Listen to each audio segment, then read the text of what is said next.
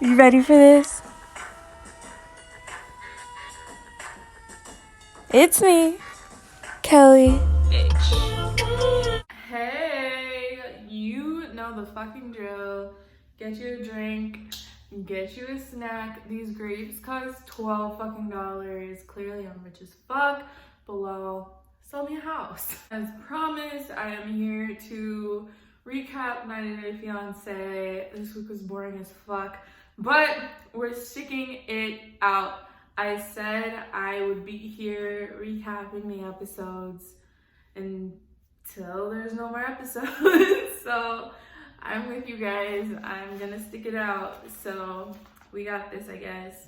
This episode is episode 903, season 9, episode 3. Pino, you did it. You can definitely tell that there's a millennial naming these episodes. But I'm a millennial too, so it's fine. Oh my god, I'm choking. What if this was the end of me? But yeah, this is about to be some fuckery. Description says, Bilal comes clean to Shida. Emily's first day request, Stan's Kobe. Fiona meets Jibri's skeptical parents. Vinny's confession to his sisters doesn't go as planned. Eve welcomes Muhammad to the United States. So that's what we have in store. Let's get into what actually happened. So I'm going in order here. First we have Bilal and Shida. This plotline makes me mad as fuck. Basically, if you remember last week, he brought her to his childhood home, pretended it was their home right now. Home needs some repairs, is worn down, nothing too bad with it. It's just needs some updates. Like ceiling is coming in, like it's a fine house that just needs some fixing up. And yeah, but he had posted like he, you know, was rich and he was like flossing everywhere. And when he went to visit China, he was like wearing nice suits, had nice luggage, just had nice shit. So she was under the impression that he had some money. So when she came to the United States, he picked her up in a pedophile van. And she was like, whoa, what the fuck is this? So I would be shocked too. I would be like, what the fuck is this? You know, this isn't what I ordered. It was basically like your basic, what I ordered, what I got situation. So I don't know. I don't blame her at all. Like, she had a normal reaction in my opinion. But anyways, he's like freaking out. He's like, well, you know, you should be grateful with what you got, like blah blah blah. It's so annoying. It's like when dudes do like the bare minimum and come at you with the, well, I cleaned my house. It's like, okay bitch, like you're supposed to clean your house, you know. So I don't know, that's the vibe I get from him. He feels like he's walking on water, like he's fucking Jesus, and he is in fact not.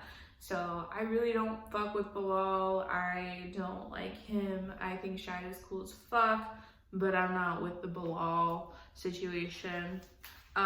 So in the morning, she like feels bad, I guess, and she comes to him and she says, you know, I'm sorry about how I reacted. I was just shocked because you had presented yourself differently, which he did. And he's like, oh, well, I accept your apology, but, you know, you need to be grateful for what you have. And he's wearing a fucking shirt that says be grateful. Like, how fucking shady can you get? Like, that is so fucking shady. And I'm a little bit, like, I wouldn't say biased. Like, I have experience dealing with guys like these. So annoying. Like, they'll just be like, oh, I bought you food, why aren't you grateful? You know, who cares that I didn't text you back for 3 days? Like, I got you Wendy's one time. It's shit like that, which is really annoying. So I'm not with it. But yeah, that's kind of how he was. And then she FaceTimes her mom. Her mom's cute as fuck. And basically she shows her the ceiling and it's falling in, and her mom's like, that's America for you. And I'm like, you're not wrong. So that was funny. yeah, and her mom also said there's many fishes in the ocean, you know, like just come back, you know, if he's not great, you know. So I support that message. I endorse that message. Shida, leave, girl. It's so bad. So I don't know. I am on her mom's side 100% with this. The law ain't shit. Girl, pack your bags, go home. Like, this isn't worth it. But eventually he does bring her to the real house. But here's the situation. He says, I bring her to the real house we'll be staying at. He doesn't say my real house. He says the real house we'll be staying at, okay? And when he opens the door for her, he says this is where you'll be staying. So like that kind of implies that that's not his house either, which is a little weird. And when he's like walking through the house with her, it really gives off like mahogany vibes because there's no pictures, there's no personality, and maybe that's the way he lives, but it was just a little weird to me. What was nice though was he showed her the yoga room, and he did take the time to post like the news article about her. I guess they did a news article about her at some point and her yoga, and I was like, oh, that's kind of cute. But other than that, there was literally no personality. So I don't know what that's about. Like, I don't even have that much decor, and I still have personality in my place, so it's like not that hard. And it is kind of natural, you know what I'm saying? Like, I'm looking around my house right now. I have like a canvas that I bought of the Virgin Mary, which not everybody has. I have a #fierce sign because I thought it was funny. I have, you know, just random shit people gave me, you know. It like kind of all collects. Like on my fridge, I have a picture of Annie and David that I put there because I thought it was funny. And I have a picture I found in an elevator at some random parts. I have a calendar that I got in Tucson. You know, it's like when you live somewhere for a while, like you just like acquire shit, you know, and you can keep it clean as fuck. It can be spotless. Most of the time my place is, but you still have your like little personality. So this ain't his house, you know. It very much is like suburbs, upper middle class, you know, when he drove up there. I don't know what the situation is like where Shida lives, but to me, and I'm broke as fuck, okay? Let's make this clear. I'm broke as fuck. But I was like, okay, this still isn't like the hills. Like, this still isn't, you know, super fancy. It is pretty much upper middle class. I used to clean houses, and these are the houses that I clean. Like, this is what they look like just upper middle class. So, I don't know. I think he's still, like, I don't know. I really just don't know. I think he's full of himself. And pretty much that's that on that. Moving on, I'm done with him, honestly. We have Eve. Eve is my girl. Eve is my girl. Like, I fucking love Eve. I want to be Eve. I want to move back to the West. Like, like her segments make me want to move back to the West, like, so fucking much. But anyways, so I was excited for her segment. Like, I looked at who was gonna be in this episode, and like her name was kind of towards the bottom, and so I didn't think she would be on there, and I was like, oh. And then I saw her and I was like, hell yeah, let's go.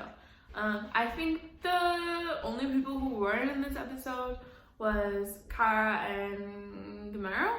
I don't know what the fuck his name is at the moment. Gamera. And then I guess we're gonna get a new couple coming up. The guy kind of reminds me of Cheese Stick. If you know, you know. If you don't, you're a fake fan.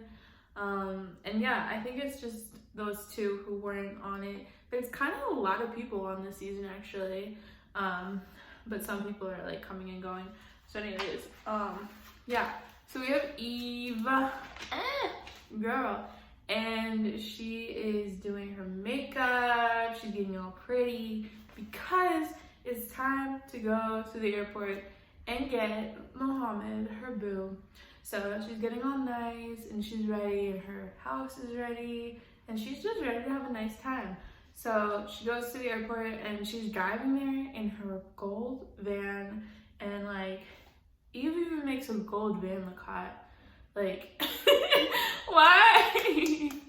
Like, do I want to beat Eve or do I want to date Eve? But yeah, and like the handle was missing from it, but like, I don't know, she rocked it. So yeah, go Eve.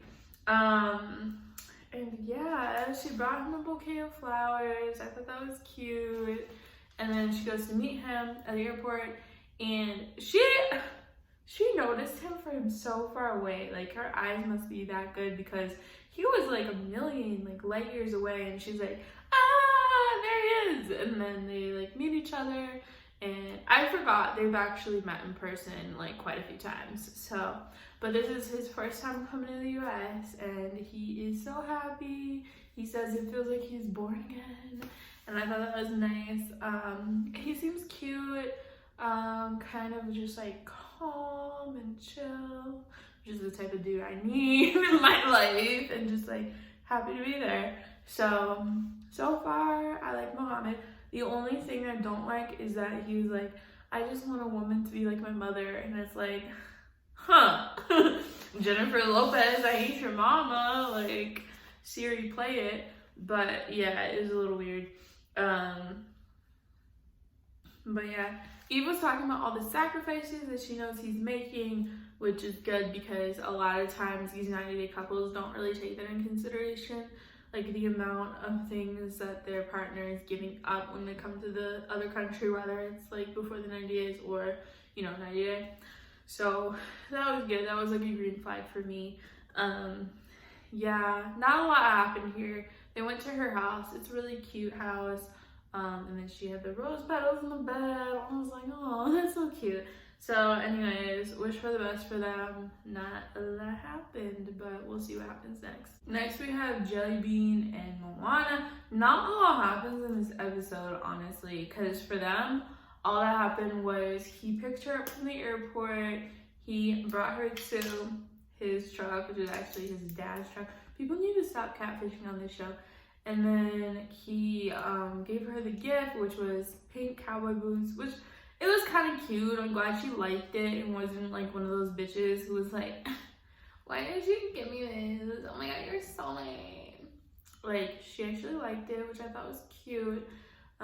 We love when men make effort. And they went to the house and they met mom and dad. And, they're nervous because the mom's very strong-willed. Dad goes with whatever mom says. So, but dad liked her. Mom didn't want to like her, but she did. And they're eating dinner. And she basically tells her that she wants her to do chores. And she's like, yeah, okay. And then Jellybean is like, can we stop talking about it or whatever? And I was just like, oh my god.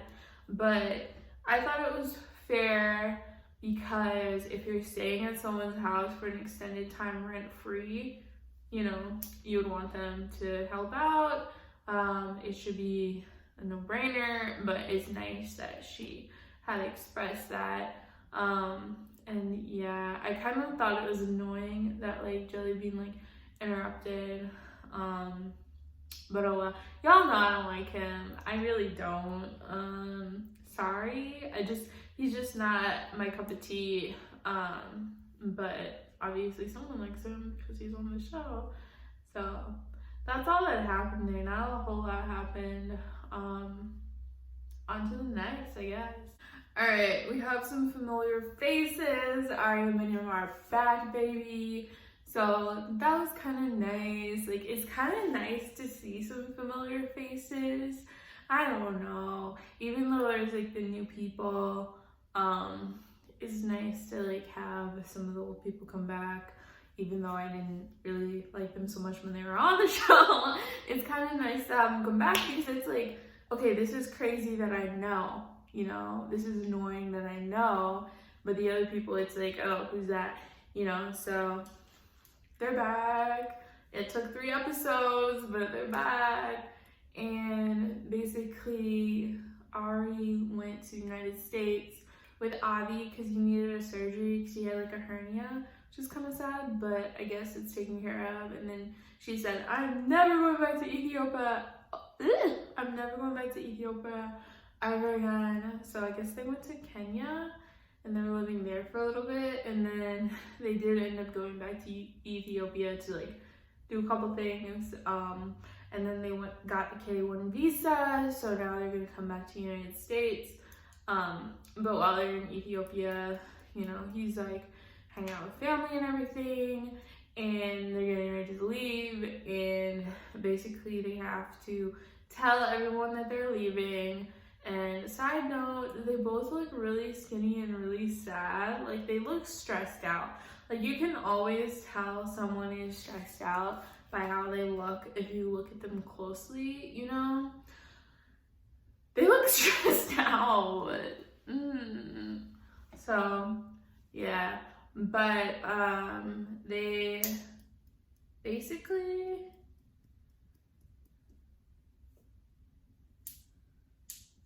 Girl, all of these are gonna be really fast because not a lot happened. Basically, they went into a party that biniyam was throwing for his music video premiere, and they showed it to them, and his idea was to make everybody happy, and he did that. Everybody was like happy and dancing, and then he told them, hey, I'm going to the United States tomorrow. Bitch, tomorrow? Like, shit, he didn't give him any warning. Like, that's wild, but that's kind of some shit I would pull low-key. But yeah, he said bye, and the sisters got mad and basically said that it's Ari's fault, like she manipulates him, like all this shit. And the girl throws her drink on her, and we had seen this in the preview and everything, so it was not new. I wish they didn't put it in the preview, honestly, because it would have been more fun to watch if it was unexpected. But Ari plays it off kind of nice, actually. Like, she doesn't like get mad and like jump on her. She's just like, oh my god, lol, which was kind of nice, not gonna lie.